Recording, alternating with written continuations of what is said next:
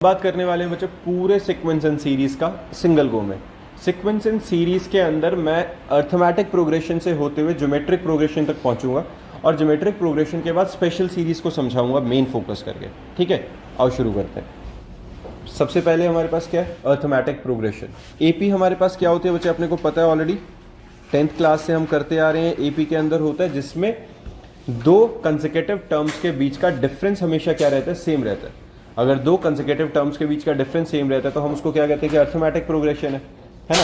तो जब हमारे पास एपी है तो उसके अंदर हम लिखते क्या है, a plus d, a plus 2d, a plus 3d and up to so on. Last term हमारे पास क्या आती है, a plus n minus 1 into d, ऐसे ही कुछ था। तो हमारे पास इसमें nth टर्म का हमने फॉर्मूला क्या लिख लिया था, a n is equal to a plus n minus 1 into d. ये हमारे पास लास्ट टर्म का सीधा सा फॉर्मूला आ गया था। इसके बाद हमने निकाला था सम का फॉर्मूला। जब हमने सम का फॉर्मूला निकाला था तो एस एन का फॉर्मूला आया था n/2 into 2a plus n minus 1 into d. Done है। या फिर मैं इसको थोड़ा सा एक्सपैंड करके लिख देता हूँ, n/2 into a plus n minus 1 into d. ऐसा। तो ये वाली टर्म क्या है, ये तो देखो ध्यान से देखो, ये खुद ही ए एन का फॉर्मूला बन रहा है। मैंने क्या किया, इसमें 2a को a प्लस ए में ब्रेक कर दिया और a plus n minus 1 into d क्या बना, nth टर्म का फॉर्मूला। तो मैं इसको डायरेक्ट ऐसा लिख सकता हूँ, है ना। तो एस एन का हमारे पास सीधा सा ये फॉर्मूला बन गया है। तो हमारे पास एपी का सीधा सा ये फॉर्मूला था। इसके बाद हम हद करके और नया क्या करते थे, if the three terms are said to be in AP, तो हमें क्या पता होता है 2b is equal to a plus c. और ये भी कोई अलग फॉर्मूला क्रैमिंग नहीं है, b minus a is equal to c minus b. और यहाँ से एक साइड में b हमने रीअरेंज करा तो 2b is equal to a plus c आ जाता है ना। ये वाला सिंपल है। तो अगर दो कंसेक्यूटिव टर्म्स के बीच का डिफरेंस हर बार सेम आता जाएगा, उसे कॉमन डिफरेंस कह रहे थे। ए हमारी फर्स्ट टर्म है, ए एन हमारी लास्ट टर्म है, एस एन हमारा सम ऑफ एन टर्म्स है, एन नंबर ऑफ टर्म्स था। ये ऑलरेडी पता है तुम्हें, 10th क्लास में हमने एपी पूरा ढंग से किया था, +1 में भी अच्छे से किया हुआ है। एपी के बाद हमारे पास एक चीज़ आती है जिसको हम कहते थे ज्योमेट्रिक प्रोग्रेशन। ये करने से पहले एक और काम करते हैं, एक अर्थमेटिक मीन भी आएगा बीच में। अरिथमेटिक मीन क्या होता है बेटा, arithmetic mean between the two numbers is given by a plus b by 2, sum of the two numbers divided by 2। और अगर मुझे एपी की कुछ टर्म्स का सम गिवन होता है और मुझे उन टर्म्स को अज्यूम करना होता है, अगर 3 टर्म्स मुझे एपी की अज्यूम करने हैं तो मैं कैसे अज्यूम करूंगा, a माइनस डी, ए और a प्लस डी। और अगर 5 टर्म्स अज्यूम करनी है, a minus 2d, a minus D, a plus D और a प्लस 2d। इन दोनों के दोनों केसेस के अंदर हमारे पास कॉमन डिफरेंस कितने का आ रहा है, d का। कॉमन डिफरेंस d का है। लेकिन अगर मुझे कहीं 4 टर्म्स अज्यूम करनी पड़ जाए तो क्या होगा, a minus 3d, a minus D, a plus D और a प्लस 3d। और इसमें जो कॉमन डिफरेंस आएगा वो कितने का आएगा बच्चा, ट्वाइस ऑफ d का।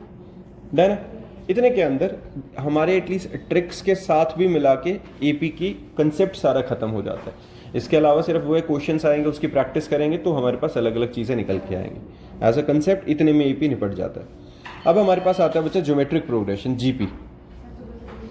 अब जो ज्योमेट्रिक प्रोग्रेशन है, जीपी है, इसमें क्या होता है, इसमें हमारे पास अगर मान लो कोई टर्म्स हैं a1, a2, a3, a4 up to so on an, तो इसमें हमारे पास होता है क्या है, दो कंसेक्यूटिव टर्म्स का रेशियो सेम रहता है। क्या होता है, किसी भी हमारे पास दो कंसेक्यूटिव टर्म्स का रेशियो कैसे सेम होगा, देखो जैसे a2 by a1 must be equals to a3 by a2 must be equals to a4 by a3, ऐसे चलता जाएगा। और ये रेशियो को हम रिप्रेजेंट करते हैं r से। r हमारे पास क्या होता है बच्चा, common ratio, common ratio. Done है। a1 को a लिख लो, ये क्या होती है, first term, an nth term, n number of terms. Done है ये बात, ठीक है। तो नंबर ऑफ टर्म्स तक यहां तक ठीक है बच्चा। तो अब देखो हमारे को अगर इसको लिखना है तो होगा क्या, फर्स्ट टर्म a, अगली टर्म क्या आएगी। अगर मैं नेक्स्ट टर्म निकालना चाहता हूं तो मान लो अगर ये हमारा r के इक्वल है तो a2 किसके इक्वल आएगा, a1 into are.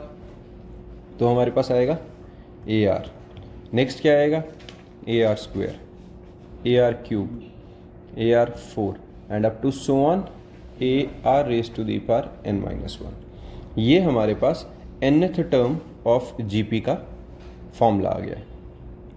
A first term, r common ratio, n number of terms. Clear है, a raise to the power n-1।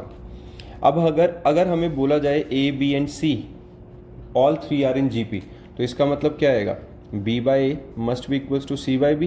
Rearrange करेंगे, क्रॉस मल्टीप्लाई करो, b square is equal to ac। If the three terms are said to be in GP then b square is equal to ac। जैसे AP के अंदर क्या आया था 2b is equal to a plus c आया था, GP के अंदर क्या आया है b square is equal to ac। Done. यहाँ पर सम का जो फॉर्मूला होता है s और sn का, उसके दो फॉर्मूलाज आएंगे।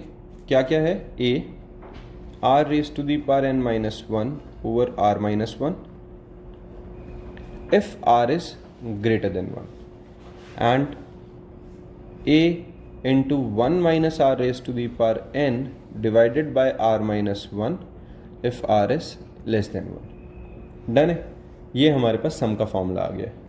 क्लियर है बच्चा ये? ठीक है ना, ये हमारे पास जीपी के जो मतलब सिंपल से दो फॉर्मूलाज थे सम का और लास्ट टर्म का, वो आ गया। इसके अलावा एक और आती है जीपी जो जिसमें हमारा इन्फिनिटी तक जाता है।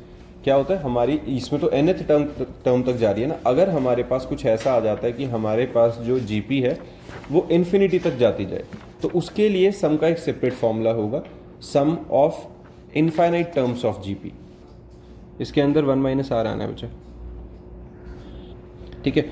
तो इसके अंदर हमारे पास वो 1 माइनस आर आ गया। अब हम बात कर रहे हैं, मैंने क्या बोला था, sum of infinite terms of GP, उसके बारे में बात कर रहे हैं। तो अगर हमारे पास इनफाइनाइट टर्म्स ऑफ जीपी है, तो इनफाइनाइट टर्म्स ऑफ जीपी और उसके सम के अंदर मतलब क्या होगा, अब हमारे पास ना जो टर्म्स चलेंगे बच्चा अनगिनत चलती ही जाएंगे, इन्फिनिटी तक जाएंगे। मतलब कोई जैसे यहाँ पे nth टर्म पे आके मैं रोक रहा था, यहाँ रुकेंगे नहीं, वो इन्फिनिटी तक डॉट डॉट डॉट करके छोड़ देंगे। तो उसके लिए हमारे पास जो फॉर्मूला होगा, जैसे मान लो a फिर ए आर फिर ए आर स्क्वायर फिर ए आर क्यूब, ये अप टू सो ऑन चलता ही रहेगा। कहाँ तक, up to so on infinity. तो ऐसे में जो सम रहेगा हमारे पास, ऐसे में जो हमारे पास सम ऑफ इन्फिनिटी का फॉर्मूला आता है वो होता है a over 1 minus r. Sum of infinite terms of GP is equal to a over 1 minus r. सीधा सीधा ये फॉर्मूला याद रख लेना। क्लियर है बच्चा? ठीक है, यहां तक अब हमारे पास क्या हो गया, जीपी का कंसेप्ट खत्म हो गया। इसके अलावा बस एक चीज और बचती है जीपी की, वो क्या होती है बच्चा, ज्योमेट्रिक मीन।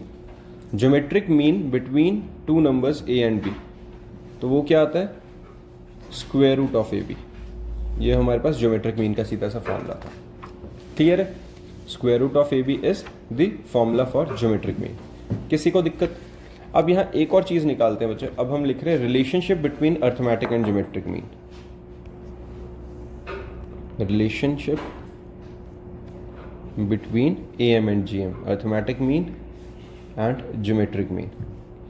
अब देखो होता क्या है इसमें, अर्थमेटिक मीन और ज्योमेट्रिक मीन का अगर मैं रिलेशन निकालूं तो सीधा सीधा हम क्या निकाल सकते हैं कि हमारे पास a माइनस जी की कोई वैल्यू आ सकती है। हमें पता है मैं a को रिप्रेजेंट कर रहा हूं बच्चे अर्थमेटिक मीन से, अर्थमेटिक मीन को रिप्रेजेंट कर रहा हूं a से, और ज्योमेट्रिक मीन को रिप्रेजेंट कर रहा हूं स्क्वायर रूट ऑफ AB से। डन। तो अगर मैं a माइनस जी करूँ तो क्या निकलेगा, a plus b by 2 minus square root of AB। LCM लेंगे तो क्या आएगा, a plus b minus 2 square root of AB whole divided by 2। अब इसको ध्यान से देखो, मैं इसको क्या लिख सकता हूँ, मैं इसको ऐसा लिख सकता हूँ, रूट a का whole square plus root b का whole square minus 2 root a 2 root b। बना कि नहीं? तो a माइनस जी को मैं root a minus root b का होल स्क्वायर डिवाइडेड बाई 2 लिख सकता हूँ। अब यहाँ से हमें एक चीज़ तो क्लियर हो गई है बच्चा कि देखो a में से अगर अर्थमेटिक मीन में से मैं ज्योमेट्रिक मीन निकालूंगा तो हमेशा हमारा आंसर जो आएगा वो क्या निकलेगा, पॉजिटिव वैल्यू, क्योंकि स्क्वायर है वो नेगेटिव तो कभी हो ही नहीं सकता। अगर इसके अंदर जो भी वैल्यू डालोगे वो कभी भी नेगेटिव तो निकलेगा ही नहीं आंसर, क्योंकि स्क्वायर और 2 होता पॉजिटिव है।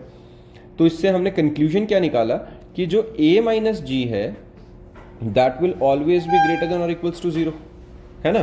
तो इससे क्या कंक्लूजन निकला, a minus G must be greater than or equals to 0, or we can say that a will always be greater than or equals to 0. Arithmetic mean will always be greater than or equals to geometric mean. Clear है बच्चा, ये हमारे पास relation आ गया है arithmetic mean और geometric mean के बीच का। ठीक, अब आता है हमारे पास स्पेशल सीरीज। अब है बच्चा स्पेशल सीरीज। देखो स्पेशल सीरीज, ये स्पेशल सीरीज क्या होती हैं, ना तो ये एपी हैं ना ये जीपी हैं।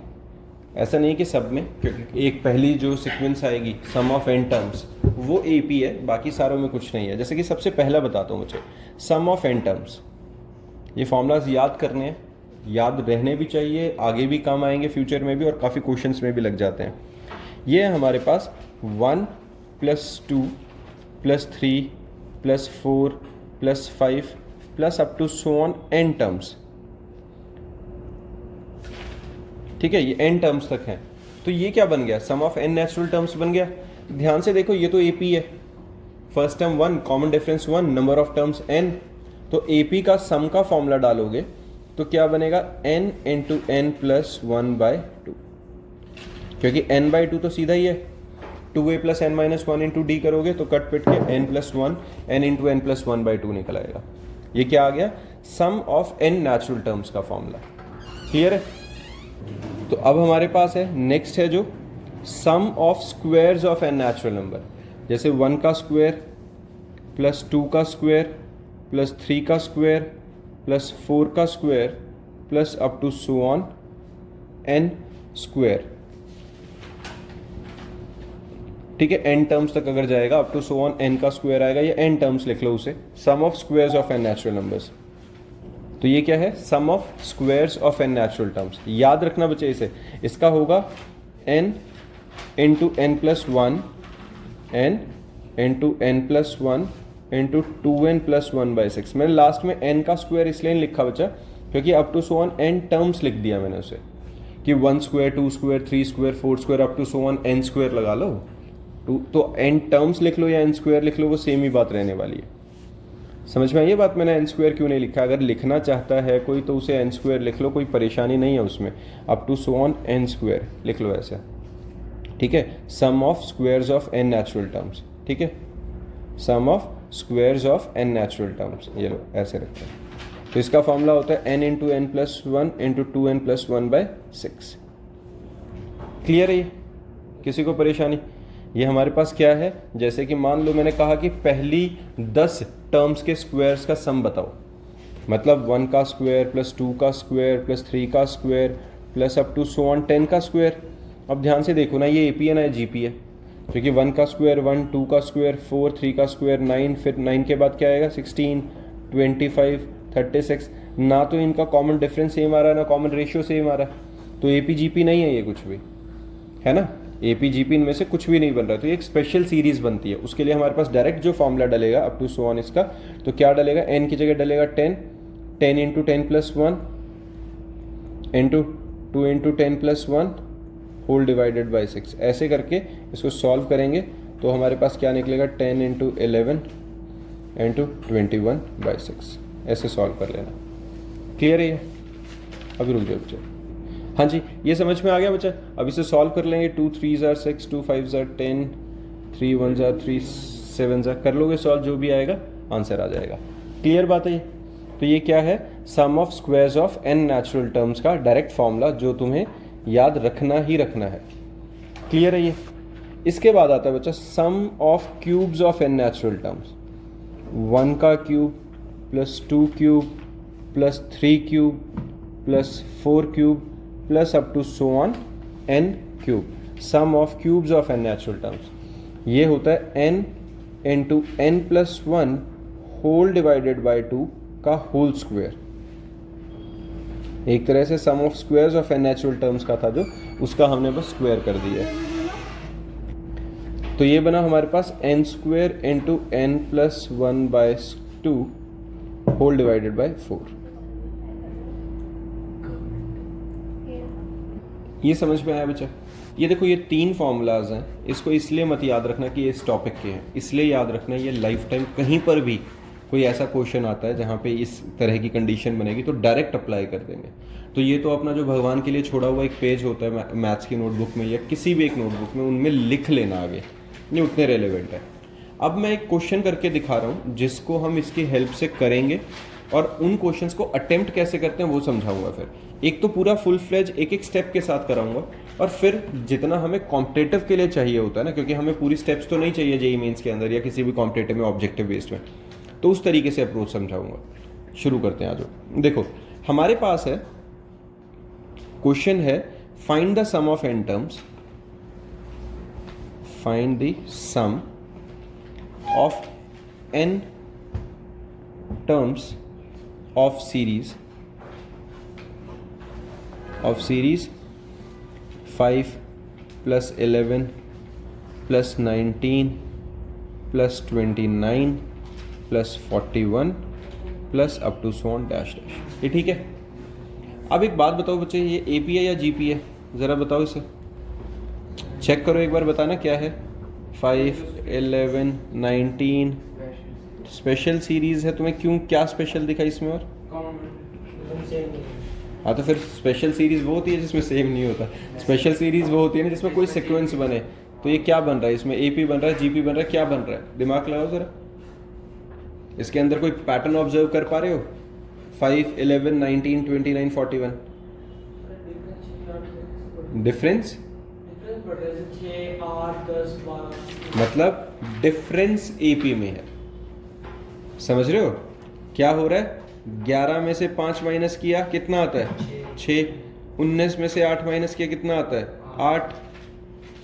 10 12 14 ऐसे चलता जा रहा है।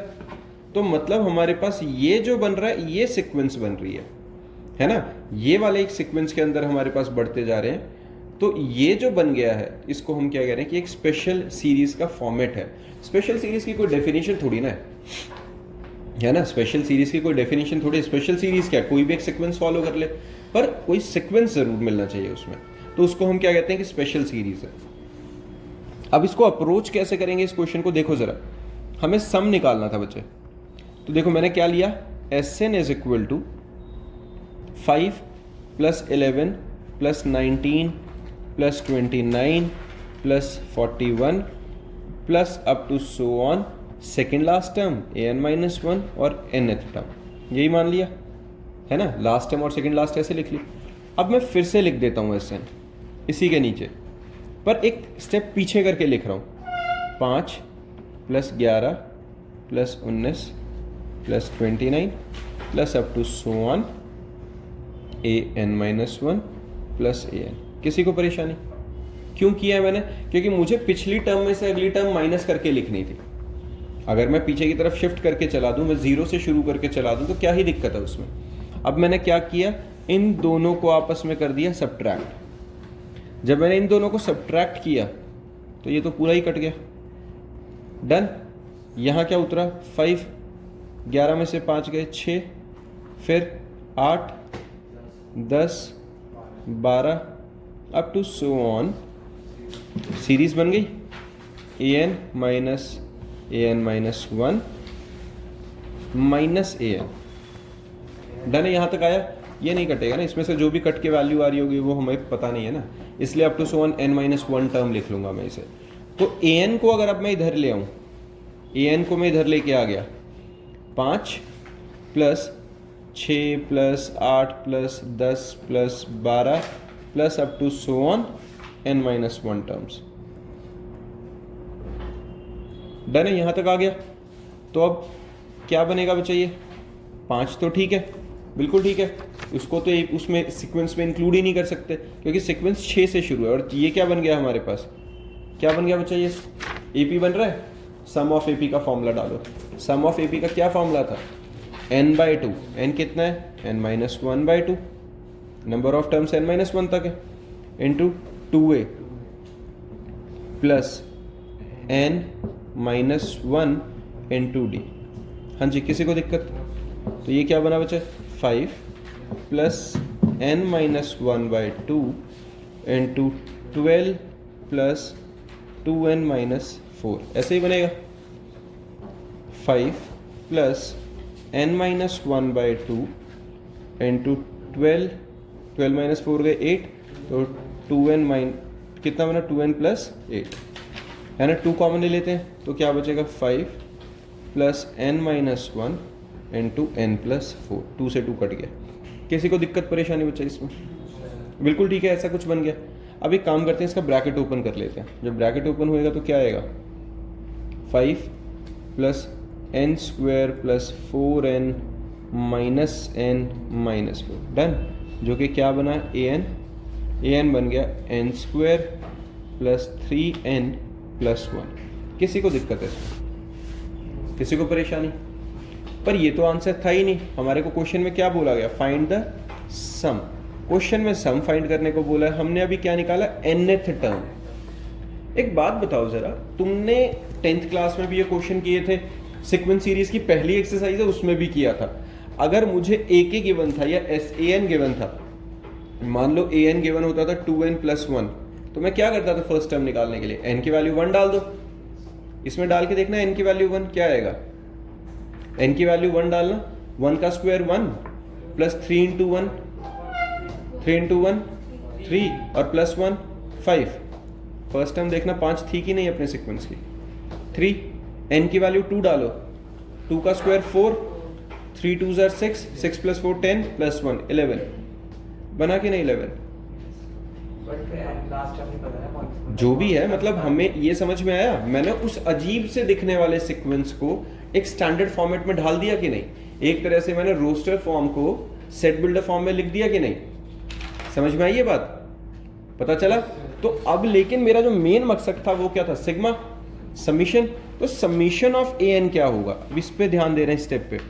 समीशन में क्या होगा, ए एन निकालना है मुझे, तो सिग्मा ऑफ ए एन है ना। सिग्मा ऑफ ए एन मतलब a1 plus a2 plus a3 plus a4, जब n की वैल्यू 1 से लेके, या ai लिख लेते हैं, जब i की वैल्यू 1 से लेके, या k लिखो, k ठीक रहेगा, वो कंफ्यूजन रहेगा वरना।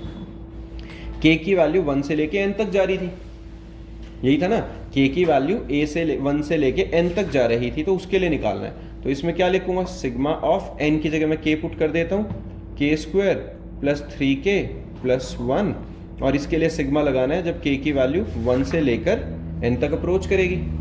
यही करना है ना। n की वैल्यू, एक बार k की वैल्यू क्या डालनी है, 1 डालनी है, 2 डालनी है, 3 डालनी है, और up to so on n तक लेके जानी है। और अब इसको मैं क्या करता हूँ, एक्सपैंड कर लेता हूँ, मतलब सबके लिए सिग्मा एक्सपैंड कर लो। k goes to 1 to n k square plus sigma of k goes to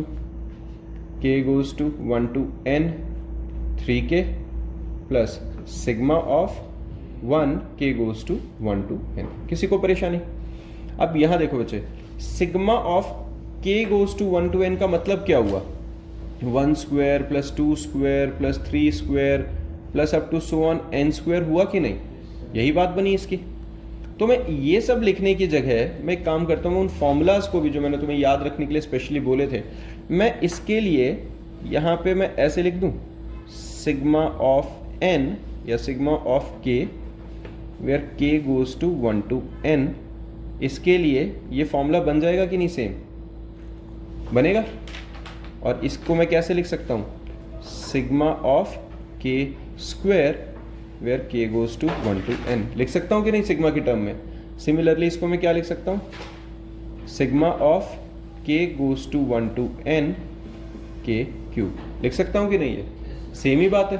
तो यहाँ पर मेरे पास क्या आ गया, sigma of k square sum of square of n natural terms, उसका फॉर्मूला क्या है, n into n plus 1 into 2n plus 1 by 6। किसी को दिक्कत? डन। यहाँ पे 3 तो बाहर ही लिख लेते हैं, और sum of n natural terms का फॉर्मूला आ गया, वो क्या आएगा, n into n plus 1 by 2 plus, अब ये 1 कितनी बार लिखना है, n times, 1 plus 1 plus 1 n बार ही चलता जाएगा, तो ये क्या बनेगा, n बन जाएगा। डन। इस सब में से n कॉमन ले लो, तो अंदर क्या बच गया, n plus 1 into 2n plus 1 by 6 plus 3 into n plus 1 by 2 plus 1। Done. ये सॉल्व हुआ, सॉल्व करेंगे, ब्रैकेट ओपन करो, एलसीएम वगैरह लेके, तो पूरा जब करोगे तो क्या बनेगा, n into n plus two into n plus four whole divided by 3। ये पूरा सॉल्व कर कर आके तुम्हारे पास आ जाएगा, ब्रैकेट वगैरह ओपन करके पूरा कॉमन लोगे तो। क्लियर है बच्चा, ये किसी को परेशानी? ठीक है ना। तो ऐसे क्वेश्चंस के अंदर हमारा मेन मकसद क्या होता है, nth टर्म निकालना। अगर मेरे पास एक बार मैं ये nth टर्म निकाल पाऊं, अगर एक बार ये nth टर्म निकल गई तो उसके बाद तो स्पेशल सीरीज वाला ये फॉर्मूला लगना सिंपल हो जाएगा और इसके बिहाफ पे हम आंसर निकाल लेंगे कि नहीं, ठीक है ना।